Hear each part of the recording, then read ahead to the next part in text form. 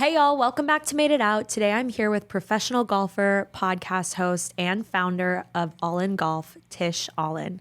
We're talking about her queer journey, how she came out to her Filipino family, how the PGA helped her come out to the golf world, and how she has taken that experience and become a pioneer for representation.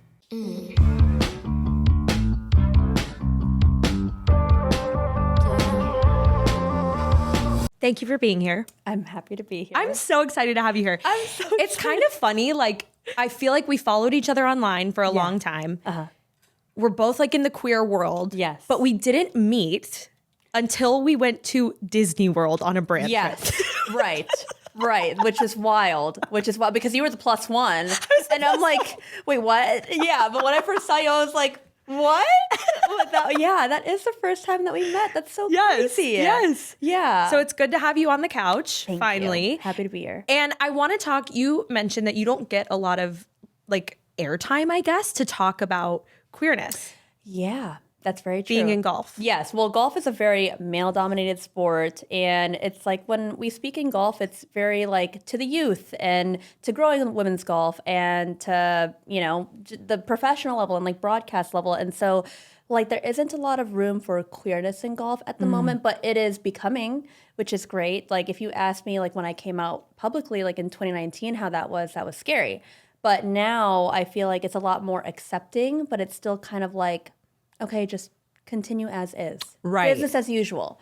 And so, like, not that there's a lot of room for me to just be like, yo, I'm gay and I'm loud and I'm proud. There's not a lot of moments like that. But there could definitely be more openness and embrace so that we can continue to make it more like an inclusive space. So no, I don't get to talk about it much. Okay. Yeah. I want to get into all of it. Yes. But I want to start with, who are you? Like, what was your childhood like? Yeah. Tell me about your family. For sure. Oh, love. So so I'm Filipino and very true to my culture. My parents both migrated here from the Philippines and I'm from Chicago. Oh my God, me too. Really? I'm from Naperville. No way. Wait, weird. I didn't know that. I was born in Rockford and then raised actually like in Chicago. Okay, Yeah, love. Yeah. And then soon thereafter when I turned 3, golf came into my life already. It was just like a way for my dad and I to bond. He was a stay-at-home dad and my mom she actually came to the U.S. because she was a sponsored nurse. And wow. Yeah, so medical field, my whole family. And then eventually that was just how my dad and I bonded. He'd go to the range all the time, take me, and I would just be with them. And then he cut a club in half because there was no kids clubs at the moment and used like tape for a grip. And then I just started hitting balls with them. And then that became like our lives. And it became like honestly very like golf centric. The family, like we started going on trips because it was like my tournaments and we started traveling nationwide and now I'm competing against bigger people and then I was getting better and then that just became my life. Like I don't really have a memory where that wasn't a part of my life. I don't know what that's like. But through it all though, I've always had very close childhood friends, Filipino, moved to California when I was a teen. Continued the golf, obviously, which has been a very, very big part of my life, still part of it now. And yeah, that's kind of my family. Still very close to both my parents. Do you have siblings? Many siblings. Okay, many siblings? Feels like many. I got 2 full-blood brothers, 1 half-brother, and 1 adopted sister. Okay, so parents aren't together anymore. No more, yeah. What was it like? I'm really curious. What was it like with having a stay-at-home dad? Like, what do you think the messaging you received from that was? It's really interesting because I think there's a lot of like pride it's like a negative context, I feel like, when you hear stay-at-home dad, especially during that era of time. But my dad didn't think anything of it. He was also trying to study to become a respiratory therapist. And so he was stay at home, but he was still doing something at the same time.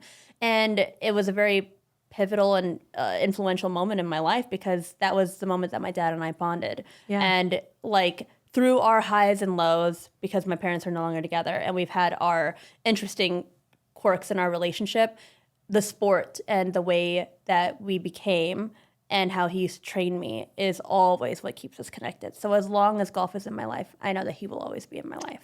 So, yeah. You know, it's interesting. I grew up in a very baseball-centered family. My brother played professional baseball. Oh, nice. And it was very much like that. It was like, at 2, I want to play professional baseball. And so the family kind of centered around getting him to that goal, which is like amazing and hard and weird in a lot of different ways. But for him, I've talked to him about it, and it probably feels like a lot of pressure. Oh, yeah. Yeah, I'm wondering, can you talk a little bit about that? Yeah, absolutely. I think like the first time I actually started to feel like pressure was I started competing at 7. And for me during that time, it was kind of like, okay, I guess I'm playing with other girls and it's like whatever. It doesn't matter if I win or lose. And then quickly after, like 1 year into it, so I'm 8 now, I quickly am understanding like I don't like the feeling of losing, so I have to win.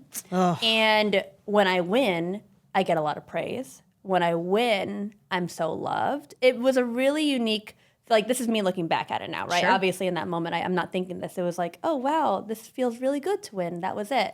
And when I started competing like on more of a national level, which was quickly thereafter, like 9 to 11 years old, I'm playing with girls that is on tour right now. Like we've grown up playing together. And that's when pressure set in because now we're traveling, nationwide. I understood at the moment that we didn't have the most means, but my family made it happen for me. And they always told me, like, if you are happy and you play well, everything is fine. Doesn't matter what we're going through. Wow. But I always very much was aware, like being younger and understanding that it was a struggle. And I think that's where like pressure started to slowly set in.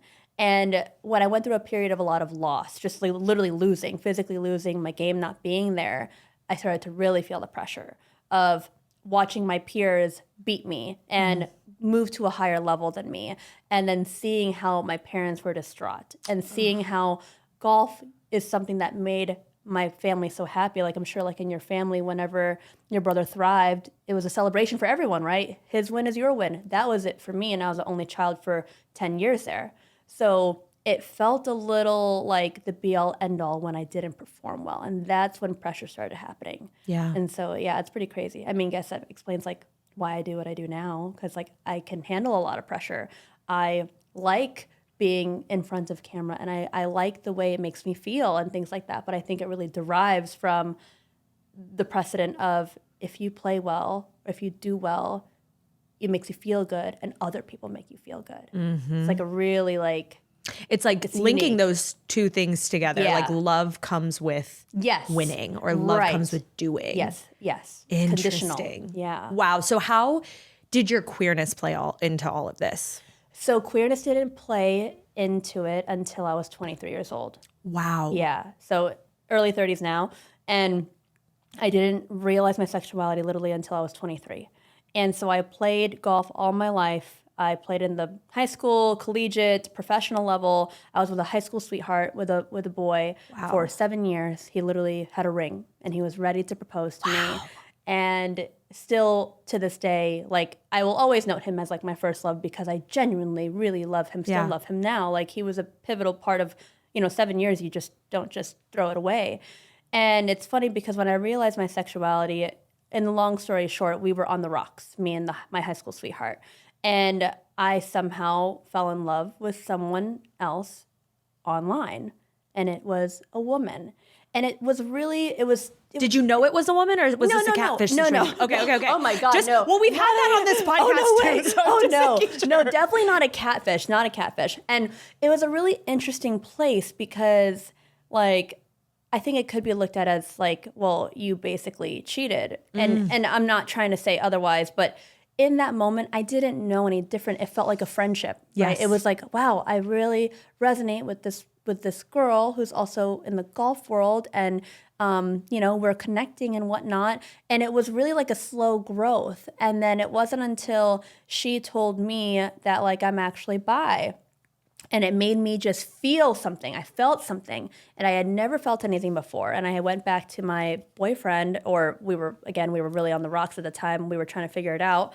And I told him what was up. And he was like, you just need to tell me right now, like, what it is that you want to choose. Like, I feel like we're supposed to be together forever. So this just feels like if you need to see it through. But like, I'll let you do what you want to do. We're long distance at this rate, me and my boyfriend. And so he was always very supportive of whatever I was trying to do, because he really felt like we were end game. Like we were just so in it and like trusted each other so much that was where we were at. And then I came to a point where I told him that I am really not understanding my feelings. I'm really unable to even identify myself. And like, I have to end it right now. I'm not necessarily pursuing anything with her, but like I'm so conflicted that we have to end. And so that was how that situation happened. I saw him. He was traveling. He actually is a stuntman. And so, oh my gosh. Yeah, I know. He's a stuntman. He was like a former gymnast, and then he went into stunting, and he got to play like an on the road Marvel character. He was Spider-Man when it was like Marvel Live. And so he's like in Croatia and in Italy, and I had a trip set to see him, even though we were basically over. And I go there and I see him, and I thought, maybe I just miss him. Maybe that's it. And I go there and I see him, and I do miss him, and I realize that I was not thinking of him. And so even though we were already over, I told him again that I really wanted to try to make sure that this was for sure, because we hadn't seen each other in a minute. And unfortunately, this is it. And then when I came back, not too long after, I pursued it. With the girl. Yeah. I pursued it, and I told her how I felt back. Yeah. And it was a really scary thing because it goes against my culture, my family's religion, everything. Like, there was a long period of really being concerned for my well-being because I knew what I would have to face if this were true. And I was really trying to do everything in my power for it to not be true. Yeah. Like, my boyfriend is loved. My family is Catholic. My family is Filipino. I am the golden child. I am the perfect daughter. I know that this will crush my family.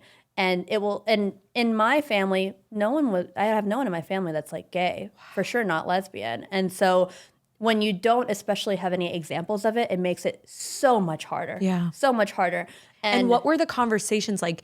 Were there active conversations when you were growing up about gay people, or was this just something that you kind of... Never. Literally never. So you heard nothing. No, I didn't even know like anyone that was gay in my life, honestly.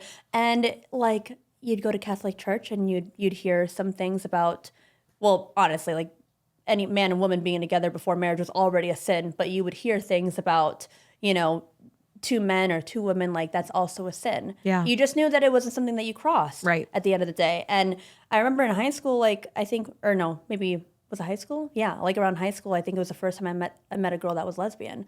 Like, it was literally not a thing in my life. And in golf, which is so funny because like I feel like 30% of the women are gay. I was wondering. It was not talked about. I did not know about this hidden society of women on the LPGA tour. I'm like, hello, I could really use some help here. Like, I had zero representation at the end of the day. So that's what made me feel like I was in denial so much longer. And so when I finally shared my feelings, it just like any first woman relationship goes, you go 0 to 100. Yep. And it became probably the most tumultuous relationship that I could ever ask for. Wow. It was a really hard first learning lesson. And she was from a different country, but she played golf, so she would come to the States and play golf. And so that's how it kind of came to be. And it's just such a crazy place because I think it had to happen. Like, it was one of those things where I'm like, am I sure I'm gay after this experience? Like, wow. It was so bad. It was so bad on both parts, right? Like, my mom figured out. She's like coming at my girlfriend at the time. Oh, no. My girlfriend lost her father at the time. Like, we were also playing professionally at the time. We're closeted at the time. We're trying to keep things under wraps like the whole time. Like, everything was hard. This is a lot. It was a lot. So how did backtrack a little? I want to hear what that looked like with your family. Like, yeah, it was rough. Yeah. It was really rough. So my parents were split at this time, but very, very close to my mom and my siblings. And to my siblings, I have always been like a second mother to them, which doesn't help. And I told all my close friends in the golf world and my childhood friends first. They all loved me. They embraced me. It was very shocking to all of them. But they loved me. And then I told my siblings, and they're like, I don't know, 9 and 7 or 8 and 6 at this time. And I remember sitting with my brother and telling him, this is the situation. I'm not seeing so-and-so anymore. And I think I love someone else. And he was like, okay, great. Like, that's great. And I said, this someone else is a woman. And he thought like, okay, like a best friend. And I'm like, no, brother, I like, just like how I saw so-and-so, this is how I see her. And unfortunately, I have to leave the home because it's not going to be safe for me here. I'm not going to be welcome. And he was like, I don't understand. Like, does she make you happy? And I said, yeah. And he goes, then what's wrong? And I said, it's not that easy, brother, unfortunately. And just, I want you to be a big boy and you're going to hold it down here at the home. And we are just sobbing to one another. And I think he's crying more so because he sees me crying because he's not understanding. Yeah, he's like, I gave what? him this really huge adult conversation very young. And I look back at it and I'm like, wow, I wish that I didn't have to make him an adult so fast in that manner. But I knew what was coming. And so mother's intuition, she found out. It was pretty tumultuous. And just like I had thought, she felt like she lost her daughter. I wasn't who she thought she was anymore. She thought my goals and everything that I wanted was going to disappear. She felt like she was grieving a loss of a life that she wanted for me. And what's funny is that I know that she did it out of so much protection because she knew how much harder my life would be, especially being in the golf world. But she actually added the most stress at that moment.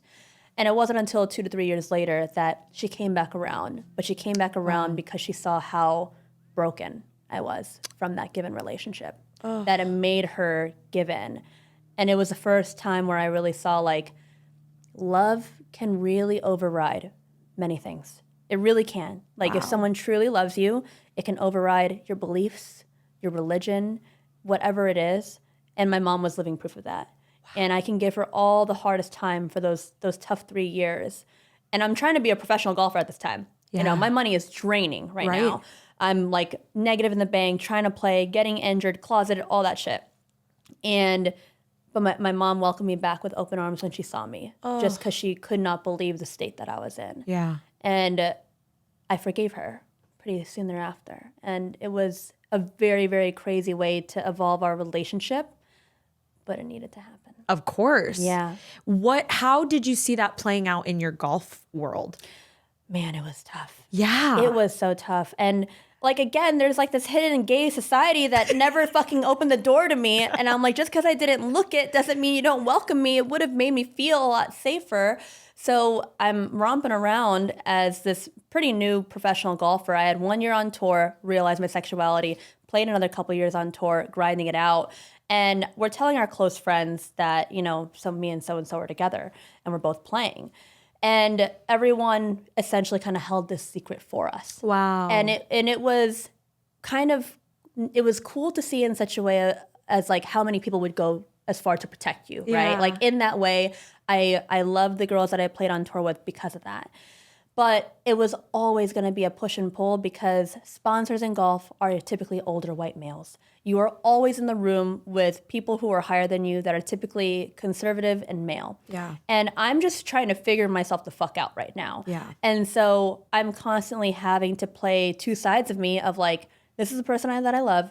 She's in the same room as me, but no one can know that this exists beyond a friendship. And I'm going to be professional to this person because I need a sponsorship. Shit. And so it's like this really shitty place of like, I need money to play pro, but you can't know the secret about me because it may deter you. And the person that I love is right there. Yeah. And we're both going through this. And it was just so much harder than it had to be. Through that relationship, there was a moment where someone tried to threaten outing us, a man, go figure, go fucking figure. And that was really, really just treacherous in so many ways. And it then came to the point where we can't contain it anymore, but we were also falling apart. And so it kind of just all unraveled at once. Shit. Like what? Like your breakup and then you having to come out at this? Oh my God. Yeah. Okay, wait. How? Yeah. What? Yeah. So it all timed out pretty all close together. So now we're in 2018 and the breakup is unraveling. Oh my God. Like we actually were on a TV show together, me and my ex, and we're competing against one another in this golf TV show. And she's the one who fucking knocked me out.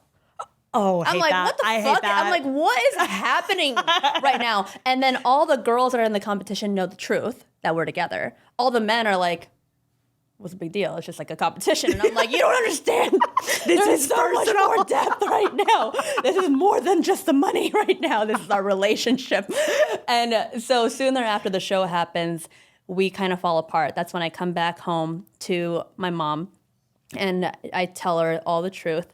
And there was so much pride, right? Because I knew that giving in to my mom would also mean that her hopes of me not being gay would be there. And her hopes of me being who I was would be there. And I just had no other resort. You know, my mom was always my backbone. And so I came back to her. She forgave me. It was always like 3 steps forward, 10 steps back. 10 steps back. And finally it came where I just had to openly talk to her about it all the time. Like, I'm going to go on a date. Like, I am here. It's like exposure therapy. Yes. Yes, slowly but surely. And it came to the point where my younger brothers were like, Mom, just like fucking come on. Like, chill. Like, let her fucking date. Come on. Like, she's coming home brokenhearted every time. Like, just stop getting on her, you know? And so soon thereafter, when everything is kind of under wraps, at this point, the golf world has kind of like put it 2 and 2 together. And it just hasn't been said out loud. And it's like this really shitty. Okay, internal golf world or like even people watching and like spectators? I wouldn't be surprised if people watching put 2 and 2 together too. Yeah. There are moments. I mean, there have been times where people have come up to me and they're like, I saw you guys together. Damn. Like, and I'm like, yeah, we're always together. No, I saw you guys together. And the way my heart would race, it's like there is no regulation whatsoever. I'm in fight or flight at all times. And so I was just kind of accepting of whatever the golf world thinks they think, but they haven't heard anything from me. And that's that. And I've tried to keep it under wraps for a long time, but I need to iron out what the fuck is happening in my life. I need to make sure that everyone that I love is still beside me. And whatever happens after that, I'll be okay. Once I had my mom's back, I had to tell my dad. My dad doesn't know anything that's going on. He's kind of living his own life. He's been trying to beg to get back into my life. And I told him the reason why you haven't been in my life is because I am seeing a woman. And this is now a different relationship. And he was the last to know. And I was very much prideful when I spoke to him because it was like, well, you fucked up a lot, so you cannot look at me like I'm a fucked up person. That's layered. Like, you cannot. And we made it through that. And so soon thereafter, this is all like in the span of like 7 months, that's when I told my family, like, I'm going to be coming out publicly. And I know that you don't agree with this. I know that this was already extremely hard for you, but I feel like I just have to do this because I want the whispers to stop. I want to stop explaining myself. I want to stop coming out every day. I'm really tired of fucking coming out. And I know that this is really hard in the world that we're in. And I don't care if I lose all my followers. I don't care if I lose all my opportunities. I just need this to be. And that was a really hard pill for my mom to swallow, my family to swallow. They were like, you really have to do this? I'm like, yes, we are. We're doing this. And so I actually partnered with the tour, with the PGA Tour, and they helped me. They helped me with my announcement. Wow. And I was like, well, if we're going to do it, we're going to do it big. What did that look like? Yeah. it was crazy. Way bigger than it needed to be. I'm going to do it the biggest way possible. Cameras everywhere. Cameras in my home, my closest friends, my closest golf girlfriends, my childhood friends, they were a part of it as well. My mom was actually in the piece. Wow. And essentially, the PGA Tour was doing like a pride piece, and they had never highlighted pride. This is a big deal to us, right? Big deal. And so they did a series where they just highlighted queer individuals, like 4 or 5, and I was the last one to be highlighted. Wow. No one really knows I'm in the lineup. Maybe like, insider golf people may know. And that was how I came out. I was the last person to be revealed in that, and it was like June 29th of 2019. And we came out publicly. I shared it on social media, and I was like, this is it. Like, I remember wanting to barf. I remember logging off all my shit, and I gave my passwords to my friends, and I'm like, I cannot look. I literally can't breathe right now. Ugh. Whatever happens, happens. But my agent and my team were like, we stand with you. Don't worry. Like, whatever happens, we will make it through, kind of thing. And I get back online, and I see the response, and 90% were positive. And it was the best case scenario. Like, there was definitely a few of like we're going to pray the gay away kind of shit. And you should go to hell and blah, blah, blah. And on the cross. And I'm like, yeah, fuck that. Like, okay, whatever. Like, my God loves me. I don't know what to tell you.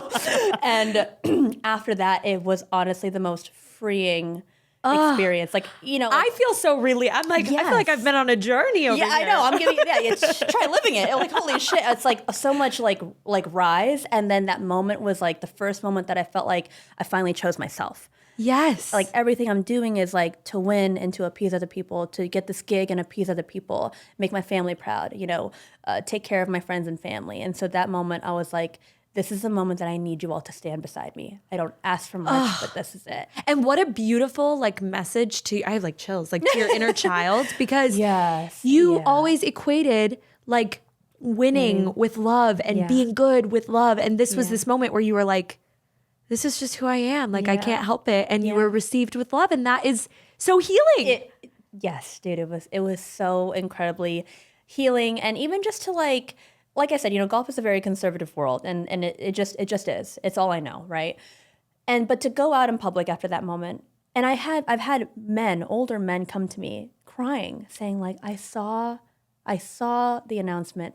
I'm just so happy that you get to be you. Wow. And like to know that I had that little or big of an impact during that time to change a perspective upon people who would never look the other way just because they fell in love with me and my persona and who I am. I was able to change their perspective. It really felt like my calling was so much bigger than just like, okay, let's be the best, influential golfer that you can be. It really became like, no, let's just be the best fucking human you can be. And let's just try and like bring more like love all around. And that's really what I got out of that experience. So what has that looked like? Because now that is your world. You are living that. Yeah. So what has that journey looked like for you? So, I mean, like after that or like through that? Yeah. Just like how you took that experience Yeah. and turn that into now you are the representation Right. and now you are the voice and Yeah. you're trying to create change. Well, exactly that. Like, bro, I became the voice. Yeah. I was like, oh shit.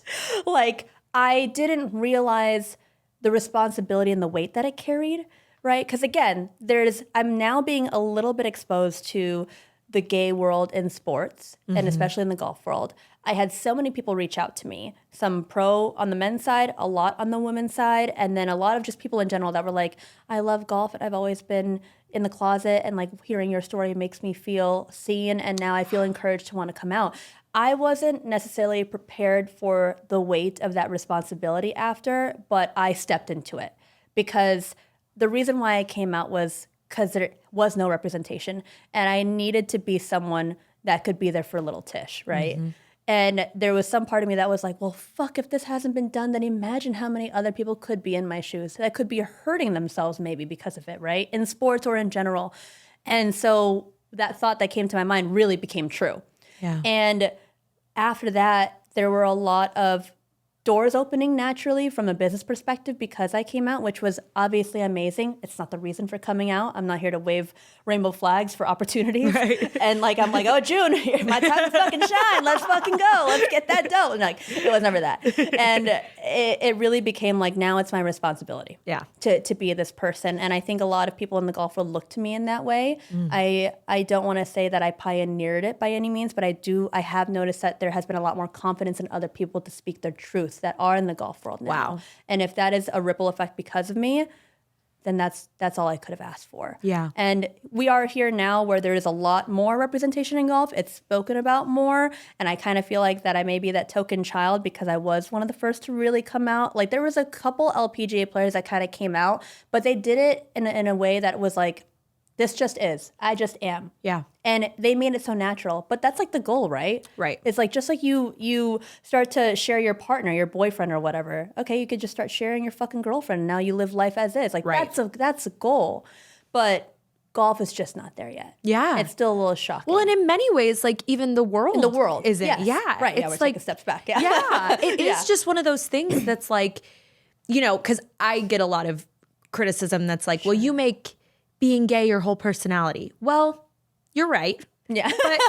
But like there has to be people like that. Yeah. There has to be. Yeah. Because if there's not a lot of people making noise and saying like, hey, I'm gay, look at me, like this is a cool thing to be. Yeah. Then like those people that you're saying, they never get that opportunity. Right. So not that I'm like some martyr, like I like it. I like what I do, Yeah. But it's also just like we need all different types of these people in the world, and the people who are okay being in front of the cameras and being like, yes, look at the way I like to live my life. Then like those people deserve credit too. You know what I mean? Like everything just representation looks different for everyone. Yes, absolutely. Absolutely. Like for me, especially like I had to look outward to even find representation, right? Like back when I was coming out, I literally Googled, I'm sure other little lesbians did this too. How do you know if you're gay? Oh, of course. My search bar was fucked up. I didn't know shit. I didn't know anyone. And so like, I'm like on YouTube and seeing like all the little YouTube influencers that are like couples. And I'm like, oh, I see why you're so enamored by them because there wasn't representation outside of this. Of course. I'm looking it up. There's like Tumblr and then there's YouTube and then finally Instagram. And you're like, okay, there is some normalcy to this. Yeah. I can do this. And I'm just one of the first to do it in the golf world. That's okay. But there is normalcy outside of this. I had to look outward Yes. to feel okay. Yes. And then bring that And then back bring in. it back in. So what does that look like in the golf world? Where now do you talk about it? Or like what opportunity do you get now to be like, yes, this is who I am? So there's like not as much opportunity to speak out about it as much as I wish, which is like why I really enjoy being here with you, because I get to share like the depths and not to bring up the darkness, but yeah, like the darkness that comes with it.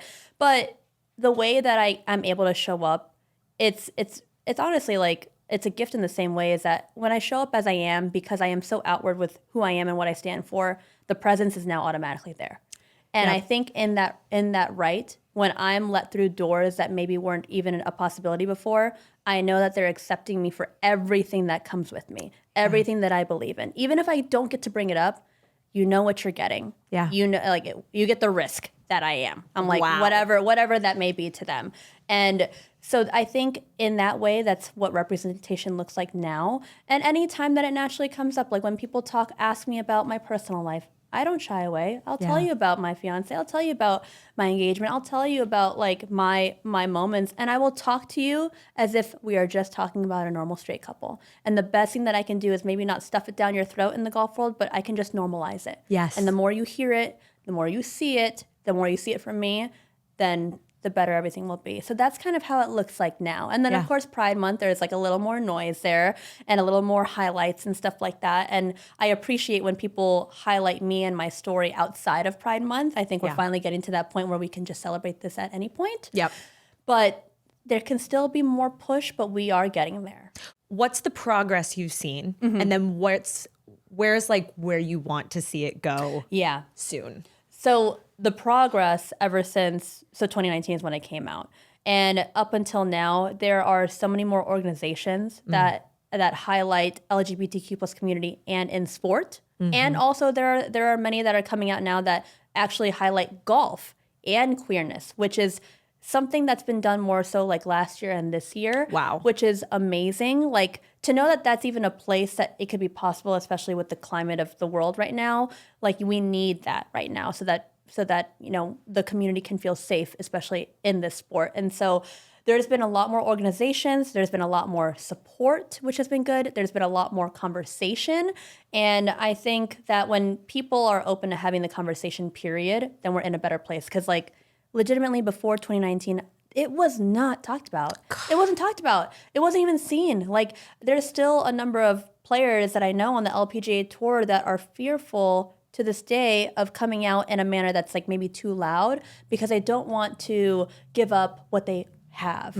Even though I feel like we're in a place where like you can do it and it won't be crazy. Like I promise, like the world will keep on revolving and your sponsors will be there. But it's crazy when it's tied, when your identity is tied to your money, what that can do. It's really tough. That's a really great way to say it. Because it's tied to your survival. I think that's what makes it so hard. Yeah, it's tied to your survival. Yeah. But like I said, there's been so much improvement in it. I think if anything, there's actually a lot more openness towards bisexuality and the lesbian community. I think what's hard in sport and what we see in general is actually the gay men community. And it's really hard in sports where you're supposed to be masculine to have men come out. I actually think it's a much more volatile place. Wow. And then because women's sports is known to have a strong LGBTQ plus lore and community within it, right? And like we have women's basketball, we have women's soccer. There is no question that they're open about it. And that's also like kind of the roadmap that we see that we're able to bring into golf. So it exists. But for men in general, we have maybe like 3 guys, a couple that are like one a football player. And we do have a male golfer that has come out, but he didn't play at the highest level, but he did make noise. And I think that's honestly a scarier place to be. Oh, yeah. Right? Like men's sports. Yeah. And coming out in men's sports. Like, I don't even know what that locker room can look like at that point. Yeah. And so I always used to tell my brother that. Like, you need to be careful about what you say in the locker room because you never know. Like, you never know who's in there with you. And you might not think that. And you might think you know people, but you know. Yeah, no, I mean, so true. Like, I think it's one thing to fight the battles that I know that I face and like people like me face. But when we get to the point of being able to feel comfortable for everyone a part of the alphabet, then I know we're really getting somewhere. Yeah. We're just not there yet. Yeah, not at all. Not at all. I mean, in general. Yeah. In general, we're not there. Yeah, we'll get there. This has been absolutely incredible. Yes. Thank you so much for sharing. No, thank you. Incredible story. I have one question that I ask everybody. Yes. One last question. Yes. What are you working on in therapy? Oh, gosh. Wow. What am I working on in therapy? That's a great question. I'm my therapist and I were really working on the ability to let go. And I think that that's just so much easier said than done. Like, especially in a world where, you know, we talked about it, like hustle culture and the grind and perfectionism all at the same time. It's kind of like innately a part of me. And I'm someone who naturally does a lot of damage control. I'm that person. I'm a problem solver. I see a problem, I'm like, don't cry, I'm gonna fix it. I'm that person. Yeah. And I'm really learning to allow things to just be, to let things go, to allow things to play out, so that if my protecting is actually enabling, I need to stop that. And that's a really, really hard thing to do, especially when you're the eldest daughter, you know, and culturally, and you've been like that token child. Yeah. It's hard because you're in an environment of only problem solving. Wow. So letting go, I think, is just the hardest thing for me. I really resonate as an oldest child and as an anxious attacher. Yeah. With that. Okay, same. Okay. And I think that something that's really helped me is like boundaries are the best thing that you can do for not only yourself, but for the other person. Yeah. Because really, like, I have this habit of like, when I want, like, especially with my mom, because I'm just like, I want to shake her and be like, Mom, like, if you would just learn this and if you would just know this. But like, I've learned that me beating the lesson into her head or me it's not going to do anything. So the best thing I can do is like orient myself around her in a way that will show her like, hey, I don't really like this. And this is something that like, I don't really put up with that. Yeah. I don't really, and not only with my mom, with everybody, with friends, my siblings, everybody, Matilde. It's like, actually, that's not how I allow, you know, people to treat me or whatever. And then all of a sudden that now puts it on the other person to be like, whoa, oh, okay. Like now I have to respect your boundary and examine why you're putting that boundary into place and, you know, whatever. But it's very hard because it all comes from such a place of love. You're like, oh, but if I could just tell you this, look, I can give you the shortcut. Yes. But it's like, you can't ever give anybody the shortcut. You can't. Like, literally exactly what you're saying, like giving a boundary, creating a boundary, especially towards things that you love the most, is the hardest. Especially when you're a fixer. You just want to break that boundary that you've made so fast. And that's part of the learning lesson, is letting go and allowing me to stay true to my word, like radically true to my word of whatever that boundary is, and like allowing that to be, even if it hurts other people. And I'm not good at hurting other people. Yeah. Like it really breaks my soul. It's the one thing that makes me give in, is knowing that I'm hurting people that I love. But you know what? You cannot take care of the people that you love unless you are taking care of yourself. That's true. And that is truly like, you know, I had my best friend in the world. She's the one who taught me this lesson. I love her. Her name is Iris. I used to call her selfish. I would be like, Iris is selfish. Like, you can be selfish sometimes. And she's fine with me talking about this. But and now I have learned it's not her being selfish. It's just her taking care of herself. If she doesn't want to do something, she's not going to do it because she's not going to show up in her best way. Right. So she's not going to go. She's going to do what she needs to do to take care of herself. And I trust her enough that I know, oh, she's always going to come back. Yeah. But it took us like arguing, and we had a really tough part in our relationship where it was like, why, bitch, I want you around. I invite you to everything. You never come, like whatever. But she was struggling with her own shit and she couldn't be there. And it took her setting these boundaries with me to be like, oh, like, okay, maybe like I love her enough. I want her to be happy. I want her to do what she wants. I don't want to control her. Right. And it really taught me how to like love someone in that way of like, okay, you got to be on your own journey. I got to be on mine. And then I know it's going to come back because that's our friendship. Yeah. And it's so fucking hard. Man. But that friendship has taught me so much about relationships. It's taught me how to love Matilde better. It's taught me how to love my family better because it's just like, if you love them, you got to let them go. I know. That is a fucking preach. It's hard. That's the hardest shit. I mean, literally, like being Filipino, right? Filipinos, we're big families, and everyone's really close. It's very much like an open door policy. You come in, whatever, your family gets priority. It's them first. Long story short, Filipinos don't have boundaries. So culturally, I'm already up against You're enmeshed. Yeah. This is my upbringing. Yeah. This is who I am. Yeah. And so like when Ash is like, that's just not normal. And I'm like, but this is like all I know. Yeah. You know, like try creating a boundary and letting go when that is all you know. I'm really unlearning a lot of things. Yes. And so I hear you. Yeah. I hear you. I come from enmeshment. It's the best. It's the greatest thing that we love each other so much. Yeah. It's the greatest thing in the world. You're like, how dare you say this is unhealthy? Exactly. Like, you know? This is the way I live. Yes. Exactly. Yes. We play a game. It's called You Haul or You Ghost. Okay. So we're pretending like you're back in the dating scene. Sure. You meet someone, they are perfect in every single way. Okay. Except for this one thing. She knows nothing about golf. It's not going to break it. That's okay.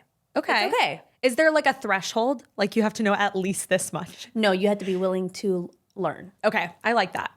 Yeah. What were the options? U-Haul or Ghost? U-Haul or you ghost? Oh, well, I wouldn't say U-Haul right away, but we'll continue. that's the game, there's a second date.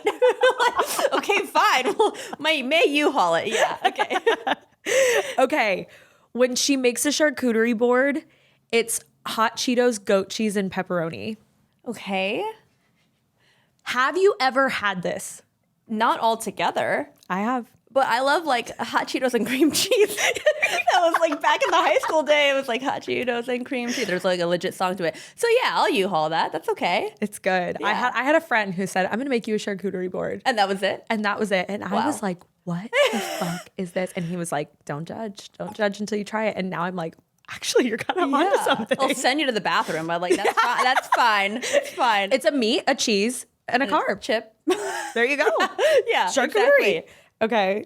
They insist on singing everything as if it's a musical. So like grocery lists. No. Coffee. No. Yeah. This bothers you. I would ghost that. You're not a musical person? I am, but like you can't be that way forever. Like to be for real. Like be fucking serious for a sec. I would lose it probably. Like I'm Filipino and we all love to sing, but I couldn't do that. That would be really insane. Yeah, I mean, but also I don't ghost people, just to be clear. Yeah, I don't, fair. But okay. Fair. But we are ghosting. These are really dramatic options for me. Okay. Wow. I really enjoy talking to you. Thank Can you you, Mel. please tell everybody about your golf line?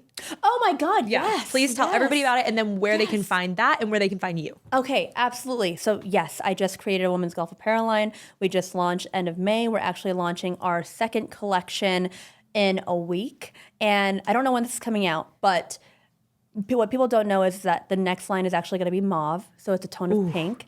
And it's my mom's favorite color. Aww. And so I'm actually naming it the Circe collection. And my mom's name is Circe. Oh like the my goddess. gosh, I love and this. We launch on October 8th, which is her birthday. And so she has no idea. And it's part of the storyline. And she's one of those people that's really hard to gift. And I was like, I give my dad a lot of credit for getting me into the game, but I don't give my mom enough credit for being the backbone to make it happen. And I think this is like my way of doing that through this collection. So it's so much deeper than just, y'all, we're launching a second collection. So yes, you could check out All in Golf. That's ALYNGOLF on Instagram, TikTok, you name it. And it's my pride and joy. It's my baby. It's like, I can get any gig. It doesn't matter. But this, like when I see someone wearing All in the wild, I'm like, art. So that's where you could find the brand. It's all about really growing women's golf, but also like fixing problems. Like, because golf doesn't like care about women. Like, it doesn't come naturally anyways. And so I want to actually create clothes for women like, you look good, you look sexy, but you also are posh and you can adjust it. And you have things that will make it just easier to be like agile and mobile. There's like what you put the golf tee in the hat. We put the tea holders in the hat because it's actually not good to put dirt and tea in your hair because that's our habit. We have the adjustable skirts and for length so that whether you're 4'11" or you're 6 foot, we got you covered. So lots of things, and that's just a few of the problems that we're fixing, but so much more to come. I love it. And then where you can find me is at Tisha Alyn, TISHAALYN on everything, TikTok, Instagram, all of it. And so just thank you. Thank Of you course. So much for having Thank you for me. being here. That's a wrap.